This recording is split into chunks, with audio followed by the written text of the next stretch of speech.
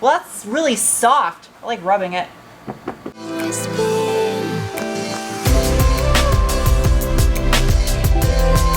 Hello, people of the world. It's your favorite garage dwelling Sarah here with another car review. Today I have the 2021 Kia K5. I was a little bit confused when they dropped this car off because every time I hear K5 I think of a Blazer, and not the newer Blazer that's a disposable appliance, but the other one that's a legendary off-road truck. Yep, look at those lights. This is a badass looking car. Kia is not playing around anymore. Ever since this thing first came out, when everyone would drive by, it would always grab my attention. I'd be like, ooh, what is that? And it's probably because these amber LED daytime running lights. I always say manufacturers should make these amber instead of white, just because it looks that much better. It looks so mean and aggressive having this amber instead of white. The K5 EX trim comes with wheels, and attached to those wheels are tires. To be exact, they are 235/45 18-inch Pirelli P0 all seasons. And also, because it's a car, it has brakes. You like that? That's called journalism right there. It has a 12-inch rotor in the front, 11.2-inch rotors in the rear, and big, meaty, single-pot calipers. These are really clean for this car having 5,000 miles on it already. I thought this was strange. Check out the shape of the top of the windshield. It's weird. Also, it has a big glass roof on the EX model. You know, personally, I like the look of this one better than I do the Hyundai version. You would be able to look at it if I wasn't blocking your view. I'm sorry. It has like this kind of nice hatchback look, almost like the Kia Stinger to it, but it's not a hatch. And here is some math for the people that care about stuff like this. Car review, you're welcome. And also, this isn't even the badass one. There is the GT with 290 horsepower. This is just middle of the road. These taillights make me want to go watch the movie Tron. That's what I envisioned taillights would look like in the year 2021 when I was a child. Thank you, Kia. Floating in the sky above me is a link to the video I did of the Hyundai Sonata N-Line, which is the 290 horsepower version of this platform. Question is though, which do you prefer? Hyundai's version or Kia's version? Let me know in the comment section below. Normally I'm not a fan of gray interior, but that's a pretty gray. Welcome to the inside of a K5, not a Blazer. For this EX trim, starting at just under $28,000 and having only one package, the premium package, added to it, bringing it to just over $32,000. This is a damn nice car for the money, and that's hard to find in 2021. I feel every car, once you add a package or two to it, it's just ridiculously overpriced. This isn't bad. I feel like you're getting your money's worth in here. A lot of nice surfaces. Wow, it's doing fancy things on the steering wheel because I touched it. How did it know? There is intelligent robots inside here. I don't normally even like wood grain, but this looks good inside here. All the materials just kind of flow feng shui together. There's a lot of attention to detail, like this ribbing right here by the vents and the little emojis to let you know which way to slide. That's fun. The map pockets in the back are rouched. Cute. For $3,400, that premium package gives you navigation, a Bose sound system, fancy robots in the lumbar support area. This one also has the blue ash interior option, and it's super pretty. It looks like ash that's blue, I guess. A heated steering wheel, heated and ventilated seats, which of course I gotta do a bolstering test in because I cannot not do one. It's getting a cheat rating because my back sweat's sticking me to it. I think I would slide around a little bit more if it wasn't for that sweat. Listen, ready? Oh, you didn't really hear it, but my skin was peeling off the seat. You're welcome for that. The perforations on the door cards for the Bose speakers give this weird effect when light hits it at certain angles. It's pretty, it's super pretty. And then the gloss black piano trim that's everywhere, that'll get full of fingerprints and swirls if you clean your car with a brick like most people do. I like how it's got this little winglet too by your controls for your window. I guess it's supposed to lock your arm in place maybe? Lots of little subtleties in the detail in this car. I like these map lights. They look like cartoon robots' eyes. Check this out. It sounds tinny because it has an acoustic windshield. I don't know if that's what it's actually supposed to do when it has an acoustic windshield, but it has one. There you go. Now you know.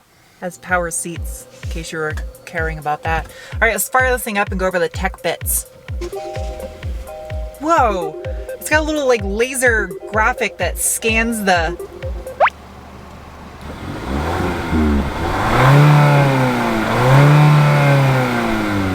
tech feature wise. You get this 10.25 inch display. This thing even has a built-in blue light filter.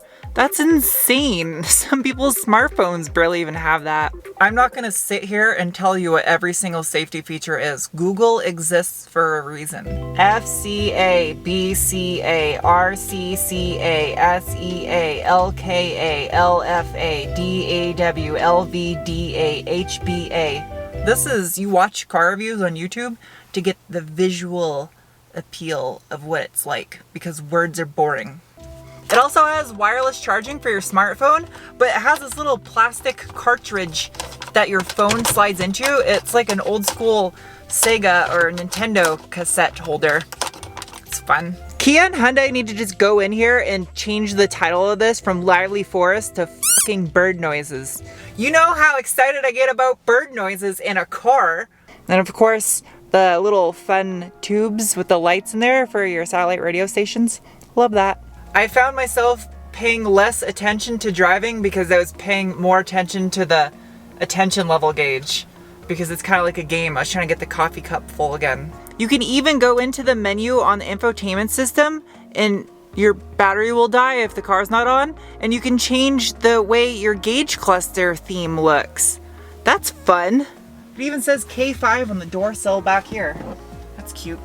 In the name of science, I'm now going to give this thing the beans.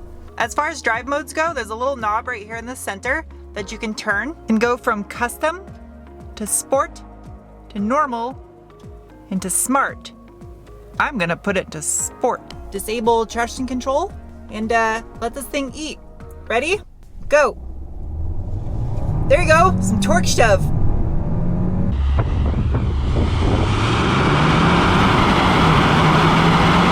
Kind of falls on its face though. It's got an itty bitty turbo.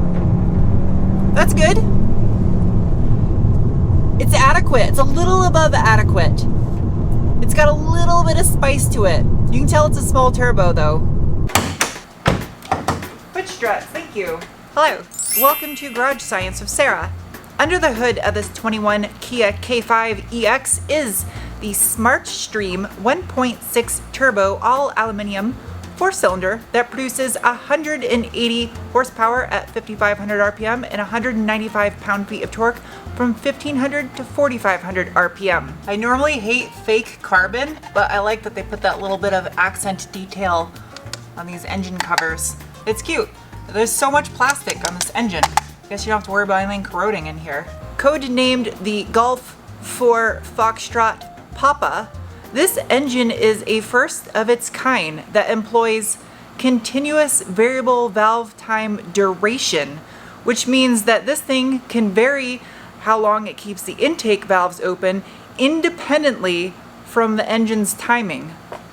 Yeah, and if you're worried about that breaking because it's fancy technology, well, it's a good thing this thing's got a warranty longer than most people's marriages last. Time for the braking test. No one behind me? Ooh.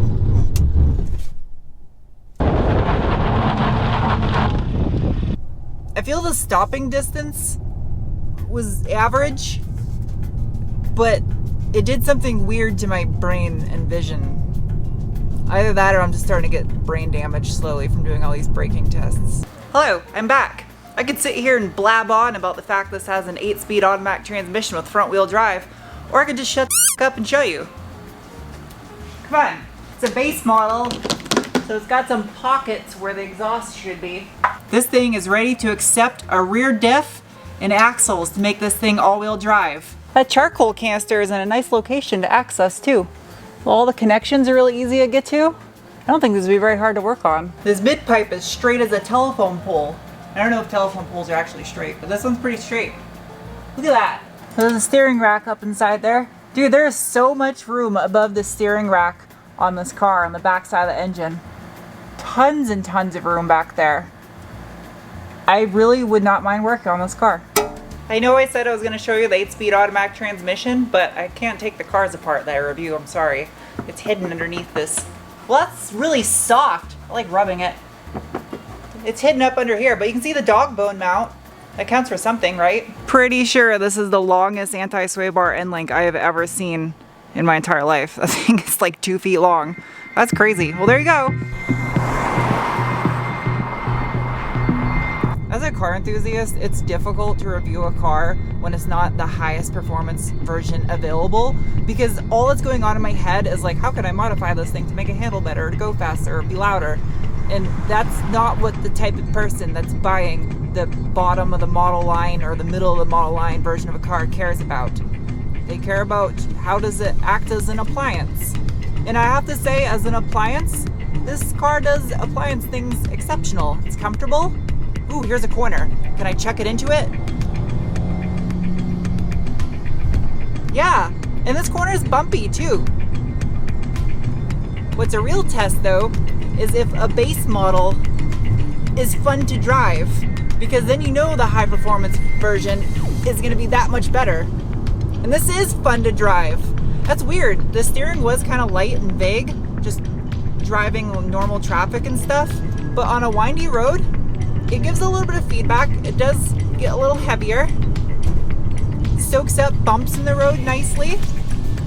There's just something special about driving the version that's not top shelf, because when it's good, you're that much more happy because it's affordable.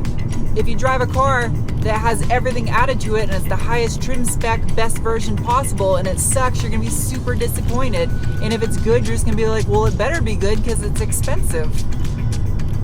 This right here is the type of car when I get asked by friends who are non-car enthusiasts and they want to know a good, affordable A to B car, and I'm always just like, buy a sports car or an off-road truck, because I just can't think like that. This is the car I would recommend. I would recommend something like this because it feels like a luxury car on the inside, looks like a luxury car on the inside, has more safety features than I know what to do with. The tech features are fun and easy to use, and I love the little graphics in the infotainment systems, and the bird sounds are great. And the seats are comfy in here. They're ventilated, which is nice for a car that's only $32,000. The back seat isn't a barren wasteland of plastic and fabric. It actually looks decent back there as well. The fuel economy is decent too. I've been averaging just over 30 miles per gallon since I've been driving this car. And visually, it's a car that grabs your attention. It's a good looking car. I like the K5. If you guys never seen one of my car reviews before, I have multiple categories to rate and assess them. Starting with the bean score. It is a rating of 1 to 5 beans based on the feeling you get in your gut when you give it the beans. And this 21 Kia K5 EX with the 1.6 liter is getting a rating of 1.3 beans. It's got a lot of passion behind it. Definitely wants to roast the front tires off. I can't hardly see the camera right now because it's like 20-mile-an-hour winds out here. Next is the cookie score. It is an assessment of 1 to 5 cookies based on what you get for what you spend. And this car right here, as it sits, is getting a rating of 4.7 cookies. This is excellent value. Kia and Hyundai killing it right now in the car game. And on top of getting your money's worth, you get a car that looks decent too. I cannot deal with this wind right now. I didn't bring a hair tie, so you can make fun of me all you want. I deserve it. Lastly, it's the penguin score. It is a rating of 1 to 5 penguins based on how tasty my hair is. And the Kia K5 EX is getting a rating of 3.9 penguins. I like this car. I like the Hyundai version as well too. I'm just gonna end the video here and try to save any last bit of dignity I have because this is ridiculous. I'll see you guys soon with another video. Bye.